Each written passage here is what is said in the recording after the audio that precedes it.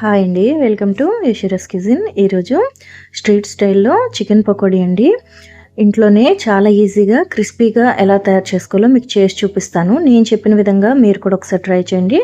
Taste బాగుంటుంది, చాలా క్రిస్పీగా వస్తుందండి. దీనికోసం ముందుగా ఒక 1/2 kg చికెన్ తీసుకోవాలండి. ఇలా చిన్న చిన్న పీసులు అయితే సరిపోతాయి. దీన్ని నీట్గా క్లీన్ చేసుకోవాలి. క్లీన్ చేసుకొని ఒక బౌల్లో వేసుకోండి. ఇప్పుడు దీనిలో ఒక 1/2 టీ స్పూన్ పసుపును వేసుకోవాలండి. అలాగే 1 టేబుల్ స్పూన్ కారం వేసుకున్నాను. మీకు ఇంకా కారంగా కావాలంటే ఇంకాస్త వేసుకోవచ్చు. అలాగే 1 టేబుల్ స్పూన్ ధనియాల పొడి, 1 టేబుల్ స్పూన్ గరం మసాలా వేసుకోవాలి. వేసుకొని ఒక 1 టేబుల్ స్పూన్ అల్లం వెల్లుల్లి పేస్ట్ వేసుకోవాలి. వేసుకొని 2 టేబుల్ స్పూన్ బియ్యపిండి వేసుకోవాలండి. బియ్యపిండి వేయటం వల్ల క్రిస్పీగా వస్తుందండి. అలాగే ఒక 1 టేబుల్ స్పూన్ కార్న్ఫ్లోర్ వేసుకోవాలి.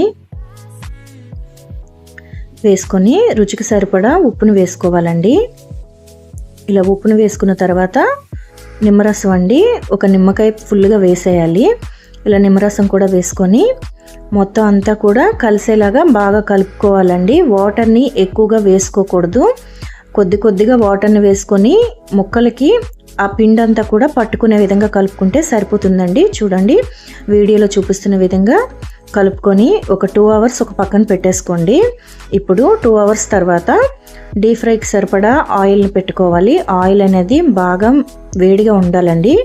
వేడెక్కిన తర్వాత ఫ్లేమ్ని మీడియంలో పెట్టుకొని ముందుగా మనం కలిపి పెట్టుకున్న చికెన్ని ఒక్కొక్కటిగా వేసుకుంటూ ఉండాలి. ఇలా ఆ ప్యాన్కి సరిపడా చికెన్ వేసుకొని ఒక 2 నిమిషాలు అలా వదిలేయాలండి. ఒక 2 మినిట్స్ తర్వాత కలుపుకోవాలి. ఈ విధంగా కలుపుకుంటూ 2 వైపులా కూడా గోల్డెన్ కలర్ వచ్చేదాకా ఫ్రై చేసుకోవాలి. ఫ్లేమ్ని మీడియంలో పెట్టుకొని మాత్రమే ఫ్రై చేసుకోవాలండి. అలా అయితేనే చికెన్ అనేది చక్కగా ఉడుకుతుంది, అలాగే క్రిస్పీగా కూడా వస్తుందండి. ఇలా ఒక 5-6 నిమిషాల తర్వాత చికెన్ అనేది కలర్ అనేది ఈ విధంగా వస్తుందండి. ఇలా మనకి ఫ్రై అయితే సరిపోతుంది.